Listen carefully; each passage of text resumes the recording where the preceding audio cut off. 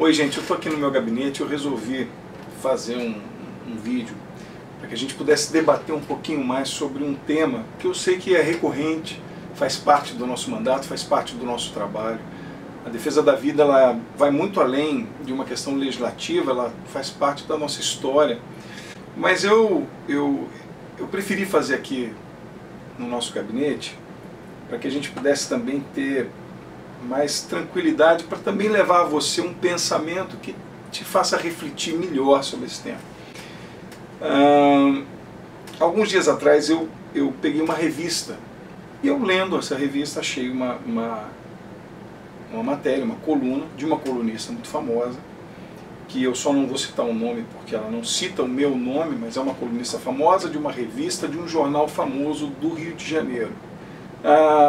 E ela, no texto da coluna dela, diz assim: para pensar. Então já dá para você pesquisar. E eu só não vou citar o nome dela porque, na verdade, ela me fez pensar, mas não citou meu nome. Ela chama aqui os deputados: deputados, pensem. E como Deus, e através dos eleitores, a gente tem a oportunidade de estar exercendo esse cargo, aqui, ó, senhores deputados, eu fui chamado a pensar e refletir sobre o que ela escreveu. E ela fala o seguinte, ela fala sobre o aborto. Ela diz uma frase assim: mulheres abortarão sempre que julgarem necessário. Nada fará com que uma mulher ceda a estranhos o direito que tem sobre o seu próprio corpo. Eu já debati isso várias vezes aqui. Falei sobre o fato de que a mulher tem sim que ser respeitada, tem que ser respeitada na sua integridade. Nós estamos agora apoiando esse movimento contra a cultura do estupro. É um absurdo que qualquer mulher passe por qualquer tipo de atentado que viole a sua integridade, e o Brasil precisa se manifestar em relação a isso, tem total apoio do nosso mandato. E ela começou a falar aqui sobre a questão, eu acho que também usou um pouco isso para falar sobre a questão do aborto. Eu quero refletir cada passo aqui com vocês. Diz assim: como tens coragem de defender o assassinato de uma criança? Fizeram a pergunta. E ela respondeu: não é uma criança, portanto não é um assassinato. Trata-se de interromper a formação de um embrião. Eu quero responder essa pergunta. A despeito de que nós estamos tratando aqui de uma colunista, de uma escritora renomada, estamos falando de ciência. É criança. A ciência determina absurdamente. Nós estamos falando claramente. A vida começa no ventre, a concepção começa ali, do embrião. Óbvio que é tão óbvio que eu vou dizer que se eu tivesse que explicar para uma criança,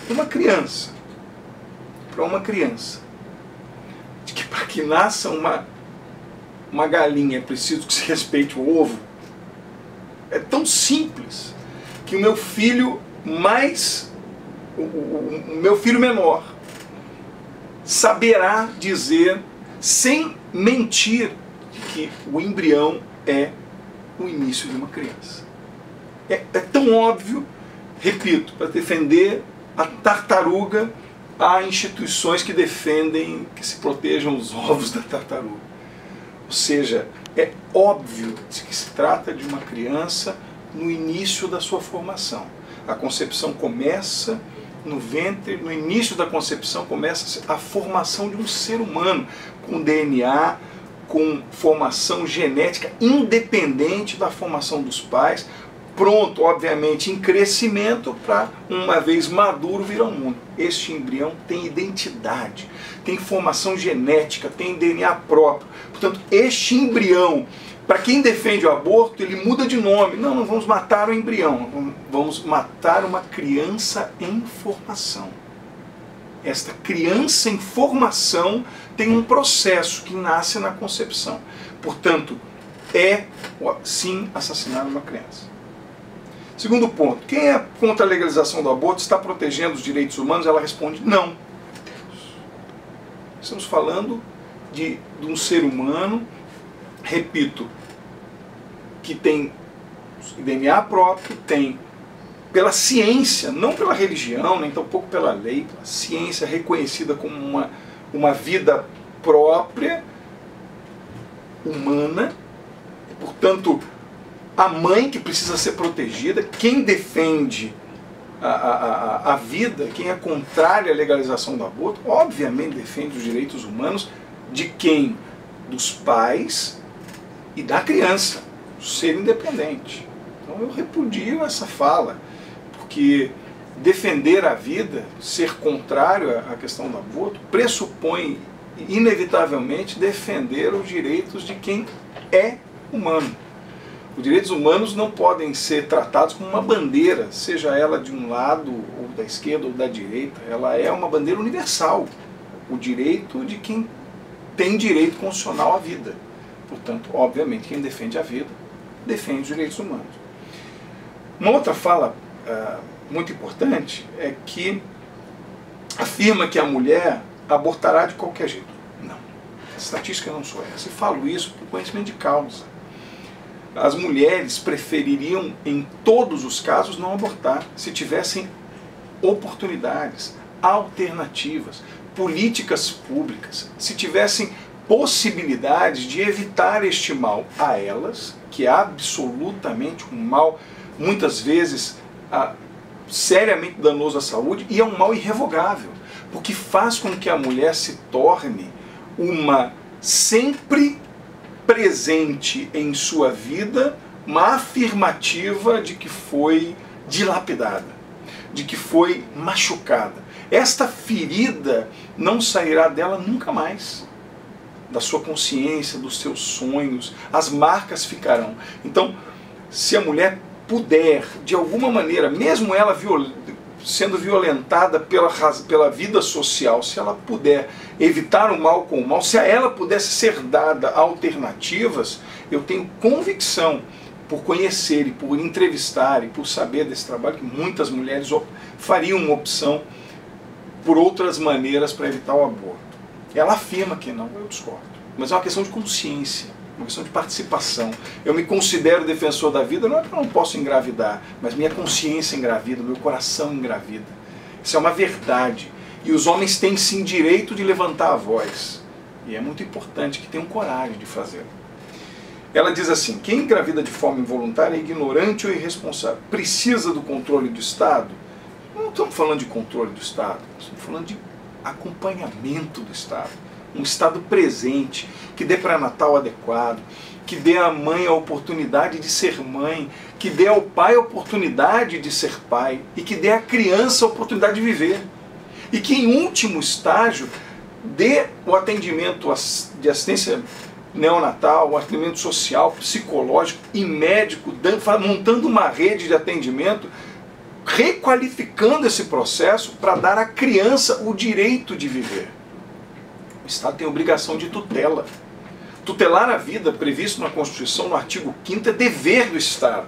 Então, se, por exemplo, e por hipótese, uma mãe, a criança ao nascer, depois de nascida, cortado o cordão umbilical, uma mãe pegar essa criança e jogar na lata do lixo, o que faz o Estado? Deve deixar a criança na lata do lixo ou deve o Estado intervir nesta hora, trazendo essa criança para a sua rede de atendimento através, por exemplo, do Conselho Tutelar e dos outros meios de atendimento? Não é dever do Estado tutelar? Essa hora o Estado não tem que controlar, o Estado tem que tutelar.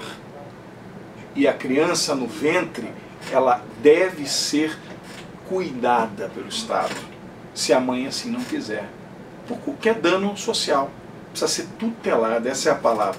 Por isso eu não gosto, eu repudio também a palavra controle do Estado. Não estamos mais na ditadura, não tem controle, tem tutela, tem cuidado, tem zelo. E é nesse ponto que eu me amparo. Dizer que há controle é uma maneira fácil de justificar o aborto. Não, nós não queremos controlar, queremos cuidar. E fazer com que o Estado cuide. Uma outra opção é, essa senhora defende, em vez de abortar, porque a mulher não doa o recém-nascido. Meu Deus, ali eu confesso, fiquei perplexo. Mas assim, a mulher que interrompe a gestação está, na verdade, rejeitando a criação de um vínculo. E se levar a gestação o vínculo acontecerá. Ora, meu Deus, o mundo é feito de vínculos. O que seria do mundo se não houvesse os vínculos? Eu me lembro de um filme que eu assisti, belíssimo, que chama-se Terminal. Passa com um ator famosíssimo, chama Tom Hanks. Muito interessante, a história é rápida. Ele morava num país em guerra e fica preso num terminal nos Estados Unidos e ele não pode sair do lugar. Porque o país dele ainda estava em guerra e o visto dele não permitia que ele saísse, então durante um tempo ele mora dentro do aeroporto. E se passa com uma história belíssima, era um homem bom. E o vínculo dele era com uma lata de amendoim. Ele tinha uma lata de amendoim e dentro dessa lata de amendoim cartões assinados, porque o pai dele era fã de jazz. E um grupo de jazz que se apresentou na cidade dele há muitos anos, ele anotava as pessoas que deram o autógrafo e faltava um. O amor de deixar tudo para trás para cumprir a promessa que fez ao pai. Isso chama-se vínculo de amor. Parece ficção. Mas se não forem esses vínculos, o que seria da nossa vida? Se não fossem os vínculos que fazemos na história com as pessoas pelas quais passam pela nossa vida, os vínculos que você construiu com a sua família, os vínculos que você construiu para que hoje você fosse quem você é. É óbvio que uma gestação cria vínculos, porque ela foi feita para isso. Então, justificar o aborto porque não se quer criar vínculos é quase inutilizar a natureza humana. É quase acabar com o verdadeiro motivo pelo qual existimos. Porque se nós existimos é justamente para que criemos vínculos. Vínculos de amizade, vínculos paternos, vínculos fraternos, vínculos religiosos, vínculos de relações afetivas, tudo é vínculo. Vínculos profissionais, essa é a relação, esse é o desejo, é por isso que estamos vivos. Então, dizer que se a mulher só interrompe a gestação, porque na verdade está rejeitando a criação do vínculo, ela relativiza a vida e a razão pela qual nós somos criados. O ser humano foi criado para criar vínculos. Essa é a beleza do porquê eu estou vivo e você está vivo. Porque precisamos dos vínculos. Então, interromper a gestação porque rejeita o vínculo, não. Muitas mulheres interrompem a gestação, ou querem interromper a gestação, não porque rejeitam o vínculo, porque estão desesperadas. Estão mortificadas por problemas graves, por violências severas. Ou seja, já existe um vínculo com a tristeza, existe um vínculo com a dor, existe um vínculo com o problema social, com a pobreza. Como dizer que não há vínculo? Ou seja, dizer que vai haver uma destruição de um vínculo e o que outrora já ocorrera. E o vínculo com a dor, com a tristeza, com a pobreza, com a notícia não bem-vinda? Como fazer o rompimento deste vínculo causando um outro? Meu Deus! Este vínculo existe. E ele precisa ser trabalhado com saúde, com honestidade, com vida. Então, a gestação precisa ser cuidada, porque ela é mais do que um vínculo. Ela é responsabilidade. Ela diz assim, o que se está interrompendo é a formação de um amor. Ela ainda assume isso. Com eu, em meu coração, se lembro a frase de um poeta brasileiro. Se não tiver amor, eu falo do poeta brasileiro porque se eu falar do Senhor que é vivo em mim, do Cristo que está vivo em mim, vão dizer que eu estou falando de religião. Mas eu sem amor não sou nada. O vínculo que me faz o pai que tento ser, o esposo que tento ser, o parlamentar que tento ser, meu Deus, o que me faz isso é o amor. Então, se eu interrompo o vínculo e a formação de um amor, eu interrompo o tudo que sou, o tudo que posso ser. Se eu autorizo em minha vida a interrupção da formação de qualquer amor, eu simplesmente me permito não ser nada. Porque eu posso até não ser um homem religioso, mas sem amor eu não sou nada. Não sou nada para mim nem para ninguém. Sem amor, eu deixo de ser tudo. Eu creio que Deus é amor. Eu creio no Senhor que é amor. Eu vejo Cristo e Ele é amor para mim. Mas digamos que você não creia no que eu creio. Se você não for o amor, você não é nada. E é por isso que eu também repudio essa fala. O que você acharia se sua mãe tivesse abortado você? Ela responde: o mundo não perderia nada. Perderia. Perderia muito. O que diríamos... Porque as especulações e as expectativas também fazem parte do nosso tempo. As possibilidades fazem parte do nosso tempo. É muito fácil dizer para quem está vivo: e se Beethoven não tivesse existido? E se Gandhi não tivesse existido?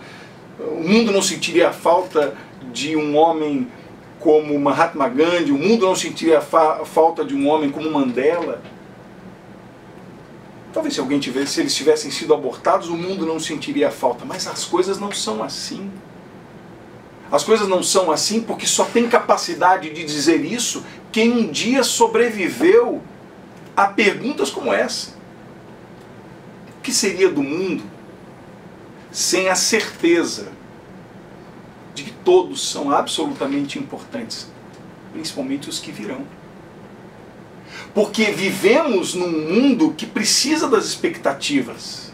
Nós vivemos num mundo que precisa olhar à frente. Não que só sonhemos com o futuro, mas nós precisamos de um mundo que pense nos que virão. E os que virão serão mais importantes do que nós. Pensarão mais, criarão coisas melhores, serão novos cientistas para curar doenças que nós não fomos capazes. E é nessa expectativa que eu me fio para dizer que o mundo sentirá a falta dos que foram abortados. O mundo sentirá falta mesmo sem saber seus nomes. O mundo sentirá falta dos que não viveram. Porque apesar de eu não os ter conhecido, tenho certeza de que havia neles a essência do ser algo, do ser alguém, do criar mais do que o que eu podia criar. E vejo isso sem nenhuma demagogia, ouvindo mães dizer: já pensei em abortar meu filho, voltei atrás, e ter criado homens e mulheres verdadeiramente brilhantes. Recentemente eu ouvi uma mulher que foi criticada, secretária nacional da mulher, já está sendo criticada porque defendeu a vida publicamente. Disse a seguinte frase: eu sou fruto de um estupro. Minha mãe foi estuprada na cadeia, dizia ela, secretária nacional das mulheres. Minha mãe decidiu não me abortar. Ela foi estuprada, eu nasci na cadeia, dizia ela. Secretária Nacional de Defesa das Mulheres. Veja, a expectativa. Alguém que realmente... É muito fácil dizer: não, o mundo não sentiria a falta desta mulher se sua mãe, ao ser estuprada àquela época, tivesse simplesmente decidido matar. Pois bem, mas as coisas não são assim. E eu quero dizer, é muito fácil levantar a voz para quem está vivo. Eu termino esse meu debate, me permitido ser um pouquinho longo hoje, meus irmãos, para partilhar com vocês, de que a vida não pode ser assim. Nós precisamos tomar posse do que somos para melhorar a vida dos outros. E se tudo que nós fizermos não for também para construir um mundo melhor para quem vai nascer, nosso legado será nenhum. Se toda a nossa história se resumir apenas em construir coisas para o hoje, o mundo não vai melhorar em nada, mesmo com aqueles que viveram. E eu correrei um sério risco de, depois de me encontrar com o Pai, se Deus assim permitir, alguém olhar para trás e dizer: mesmo vivo, o mundo não perdeu nada com o Márcio. O que dirá com ele se ele não tivesse nascido? Se eu não formar da minha vida, se a minha vida não deixar um legado real para os que vão nascer, o mundo não perdeu nada comigo, também não ganhou, vivo ou morto. O meu desejo é que, após a minha entrega, os que vão nascer, que eu não sei o nome, sejam acolhidos pelo amor que eu deixei. Porque esse amor nunca acaba. Que essa seja a sua história, que esse seja o seu legado. Que me fez pensar. Parei, pensei, fui chamado, concentre-se mais, deputados, nos milhões que já nasceram e que precisam de políticas de inclusão. Estamos fazendo e continuaremos. Mas que a minha vida, a sua vida, a nossa vida seja um legado para os milhões que vão nascer. Que Deus te abençoe. Um forte abraço. Obrigado por ter ouvido a gente. Até a próxima.